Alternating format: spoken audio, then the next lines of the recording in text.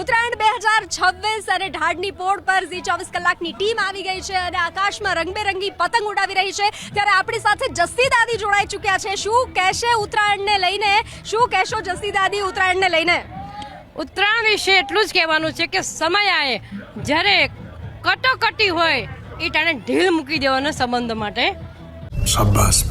અને ઉત્તરાયણ अरे कहना क्या चाहते हो? એટલે ઉત્તરાયણ પતંગ ચગાવવાની મોજ. કારણ કે જ્યાદા ડાયલોગ મેરે કો યાદ નહીં રહે તો मैं हिंदी क्यों बोलती हूँ? हाँ એટલે ગુજરાતી બોલો. મને છે ને આદત પડી ગઈ છે હિન્દી બોલવાની. બ્લોગ બનાવું છું ને એના હિસાબે.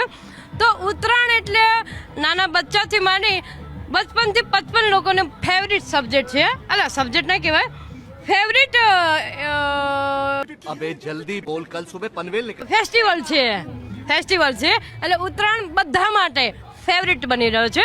અને અમદાવાદની ઉત્તરાયણ એ પણ પોળમાં માઇન્ડ બ્લોઈંગ યાર. મારું સપનું હતું કે G20માં આવવાનું, જ્યારે મને અવસર મળ્યો. જો કે દર વર્ષે હું આવું છું, પણ આ વખતે G24 કલાકમાં આવી છે. મને બહુ ખુશી થાય છે.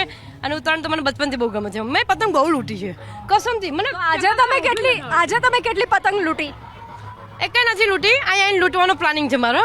પણ મેં લૂંટવાનો મને બચપનથી શોખ. મને કારણ કે ચગાવતો મને આવડતી ને મને ચગાવવાનો કોઈ શોખ નહીં. મારો નાનો ભાઈ અજીત એ ચગાવે અને મને લૂંટવાનો ભરપૂર શોખ. અને એ લૂંટીને ભેગી કરવાની જે થપ્પી હોય ને એને જોઈને કેટલી ટાઢક થાય એ તો મારું બચપન યાદ આવી જાય જ્યારે મને આ પતંગ જોવું. એટલે થેન્ક યુ સો મચ.